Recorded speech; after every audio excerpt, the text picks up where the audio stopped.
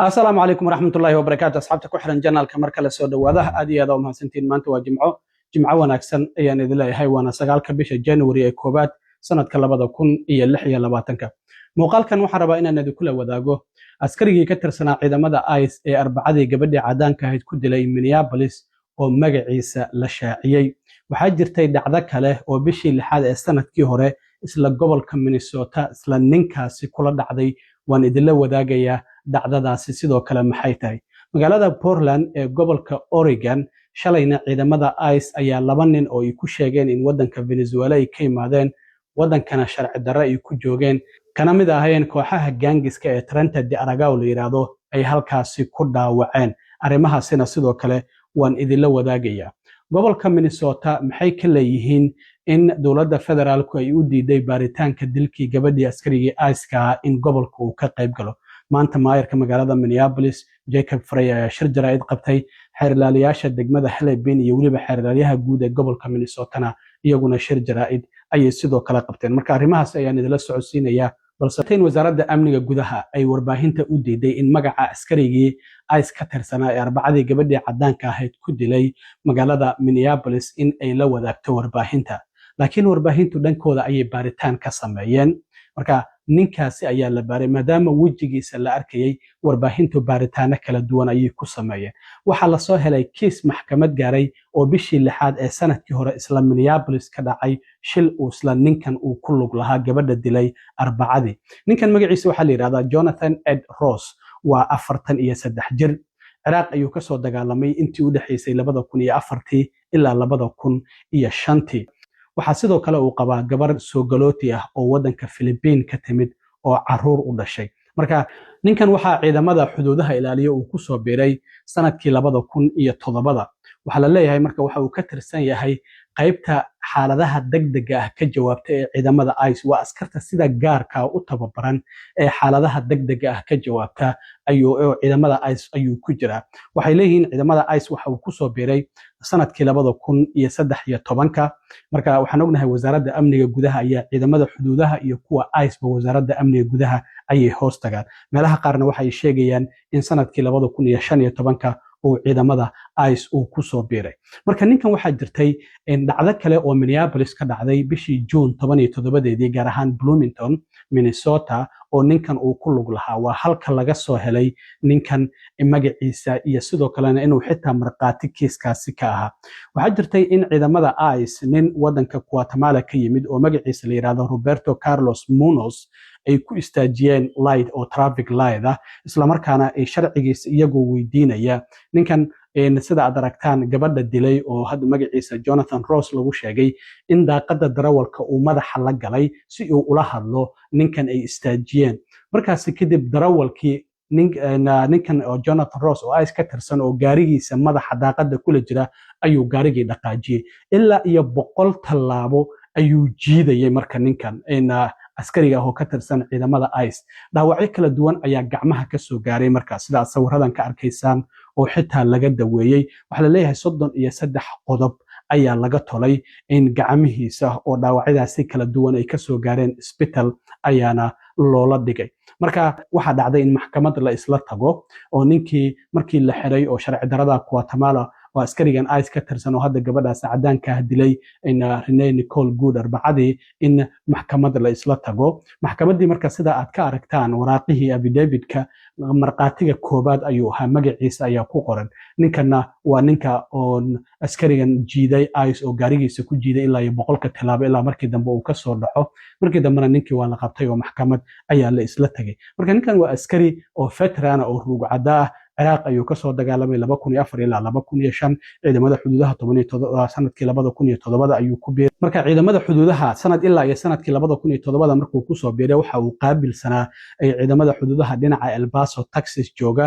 marka ciidamada xuduudaha waxa uu qaabilsanaa in uu u basaaso oo basaas u noqdo sida kooxaha daroogooyinka soo gelinaya Mareykanka oo Mareykanku ula dagaalami lahaa waxana ICE uu ku soo biiray sida aragtaan 2015 meelaha qaarna 2013 inuu ku soo biiray ayaa qoran marka askarigan sida muuqata waa askari ruugcada ah oo ciidamada xuduudaha iyo kuwa ICE ba isku soo maray waxaana la leeyahay waxa uu ka tirsan yahay special response teamka marka xaalad ay dhacdo ICE ciidamada sida gaarka u tababaran ee ka jawaabo ayuu ka mid yahay marka hadda waxaa sidoo kale soo baxaysa in dowladda federaalku ay u diiday gobolka Minnesota baaritaanka dilkii arbacadii dhacay oo gabadhii cadaankeeda oo ninkan u geystay in ay gobolku uu qayb ka noqdo shalay waa kii gudoomiyaha gobolka ka hadlay maanta marka waxaa shir jaraa'id qabtay luqa magaalada Minneapolis Jacob Frey waxa uu yiri masiibo markay dhacdo waxa kaliya oo loo baahan yahay waxa ay tahay in hufnaan la muujiyo laakiin ma ahan in sharciga la qaloociyo muhiimaddu waxay tahay in sharciga la raaco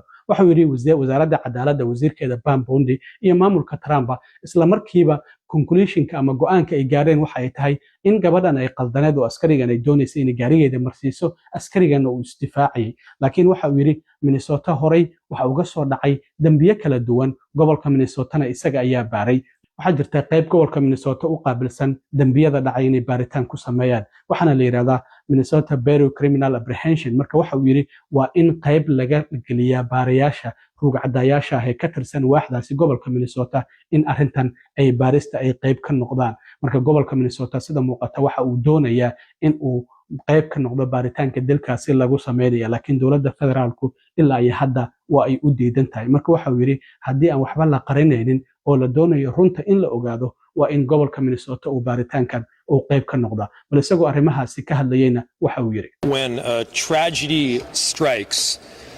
there is one word that summarizes what is most important and that word is integrity. This is not the time to bend the rules, this is a time to follow the law. This is not a time to hide from the facts, this is a time to embrace them, making sure that we're pushing for transparency every step of the way. The fact that Pam Bondi's Department of Justice and this presidential administration has already come to a conclusion about those facts is deeply concerning. The facts that from the very beginning they're calling the victim a domestic terrorist, they're calling the actions of the agent involved as some form of defensive posture. We know that they've already determined much of the investigation, and even if they haven't, there is the appearance that there is some conclusion drawn from the very beginning. If not hide from the facts, why not embrace them? If it's not a problem to have additional people at the table that have a deep commitment to the process and transparency and have run these investigations before, then why not include them in the process? The Bureau of Criminal Apprehension at the state of Minnesota has consistently run these investigations before. They have done so without bias. They've done so with a great deal of expertise. This is not some radical way out there group. This is a group that is formed by experts who understand how to investigate. Many of them have been police officers themselves. So our ask is really simple here. Our ask is to embrace the truth. Our ask is to include the Bureau of Criminal Apprehension in this process because we in Minneapolis want a fair investigation. dhinaca kale gudoomiyaha gobolka Minnesota Tim Walz waxa uu heegan geliyay ciidamada ilaalada qaranka maadaama mudaharaadyo xoogan ay socdaan oo hadda Portland ay ka bilaabeen oo arinteeda aan idin la wadaagi doono Minnesota habeenkii labaad ama maalintii labaad ay ka socdaan in haddii xaaladdu ay ka sii darto ciidamada uu heegan geliyay oo haddii loo baahdo si degdeg ah Minneapolis loogu soo daadgureyn karo dhinaca kale waxaa shir jaraa'id iyaguna maanta qabtay xeerlaaliyaha degmada Hennepin oo halka dhacdadu ay ka dhacday iyo sidoo kale xeerlaaliyaha guud gobolka Minnesota xeerlaaliyaha degmada Hennepin Mary Moriarty ayaa la yiraahdaa xeerlaaliyaha guud ee gobolka Minnesota waa Keith Allison marka waxay yiraahdeen waxa aan ka cabsanaynaa in natiijada ka soo baxda baaritaanka aysan dowladda federaalku la wadaagin xafiisyada xeerlaalinta midka gobolka iyo waliba midka degmada waxaana sidoo kale xeerlaaliyaha gobolka Minnesota Keith Allison oo ka codsaday shacabka qof kasta oo muuqaal la xiriira dhacdadii gabadhaasi askariga ICE uu ku dilay arbacadii in uu la soo wadaago